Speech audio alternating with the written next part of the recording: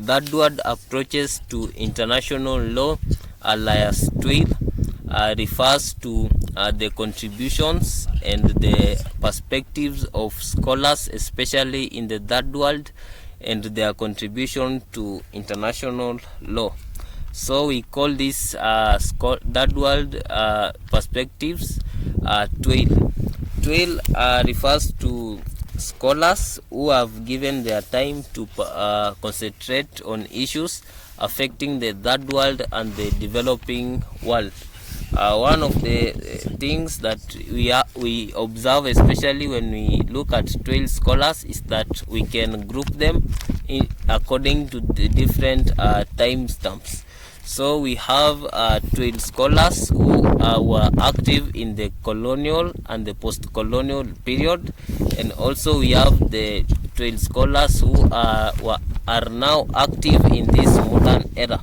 So in the colonial and pre-colonial era, Twail scholars were particularly active in the whole topic of making sure that the continent, is the African continent and other continents in the third world, especially in Asia, get freedom from the colonial masters and attain full freedom. So this agenda shifted slowly and got into other areas as we approached the modern era. So in the modern era, we see 12 scholars are concerned with issues such as global inequality, especially in international organizations, whereby we see international law being a system that is used to entrench inequality. Because for example, in the United Nations, we see only 5 countries being allowed to have veto power and being given preferential treatment by the virtue of possession of such a power. So this is something that is, according to 12 scholars, very unfair, because it consigns the interests of the third world into the dustbin of history. Another thing that modern 12 scholars grapple with is the concept of globalization.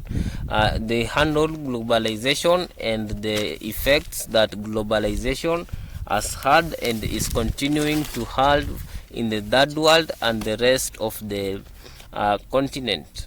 Bumpida Chimney, a famous 12 scholar, argues that this globalization will globalize problems, whereby we will have like more commonalities as the world as never before, and that the Western and developed countries and the undeveloped countries will sooner or later reach a point of equilibrium, whereby they will now be facing similar problems that they will have to solve.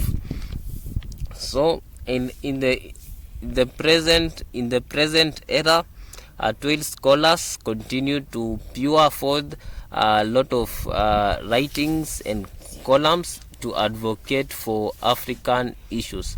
So there are key scholarly works that have contributed to international law that can be attributed directly to 12 scholars. So especially in the law of the sea, 12 scholars have had a lot of contribution.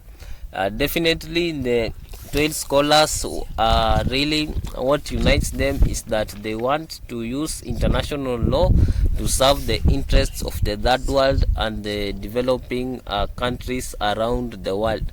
This is one of the most important things that unites all strands of 12 scholars around the world. So 12 is something that will continue to have more and more everlasting impacts as we continue to move on with time. So this is very important, because it really represents the agenda of the third world to the global arena. Thank you for watching this video. Like, share and subscribe to our YouTube channel.